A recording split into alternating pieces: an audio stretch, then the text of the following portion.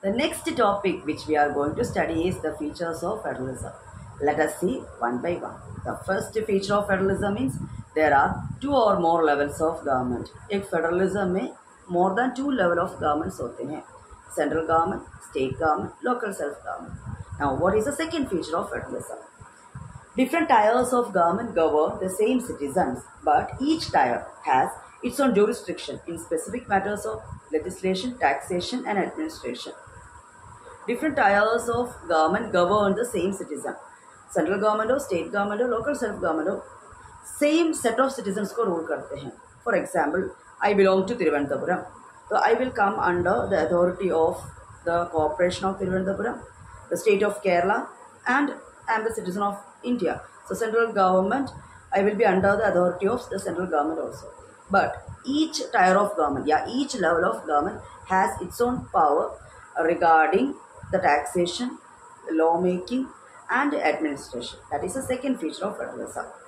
And the third feature of federalism is the jurisdiction of respective levels of tiers of government are clearly mentioned in the constitution. जैसे मैंने बोला, हर एक level of government को taxation impose करने का, law बनाने का, legislation का, एडमिनिस्ट्रेशन का अधिकार दिया है. और ये कहाँ पे दिया है? ये कॉन्स्टिट्यूशन में मेंशन किया गया है. कॉन्स्टिट्यूशन में it is written. So that is the third feature of federalism.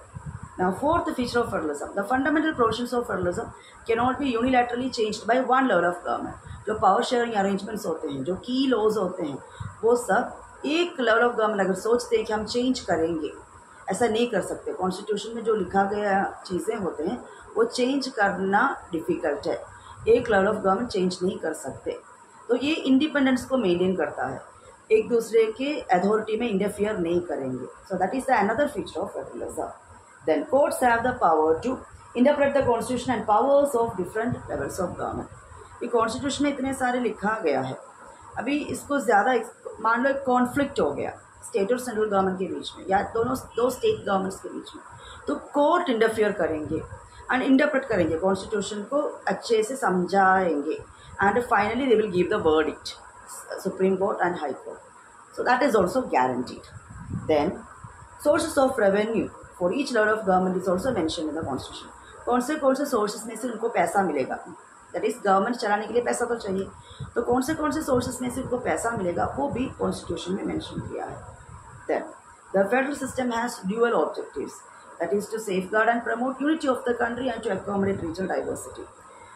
हमारा जो यूनिटी होता है उसको प्रोटेक्ट करना है, सबको एक साथ खड़े रहना है, यूनिटी को मेंटेन करना है, एंड रीजनल डाइवर्सिटी को एकोमोडेट करना है, एब्जॉर्ब करना है. डाइवर्सिटी तो रहेगा, उसको भी एडजस्ट करना है, एकोमोडेट करना है.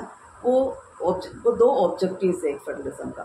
फिर एक फेडरलिज्म का एक दो एस्पेक्ट भी होता है, म्यूचुअल ट्रस्ट, एक दूसरे के ऊपर विश्वास करना चाहिए, and they should agree to live together. Hopefully you understood the topic. Thank you so much.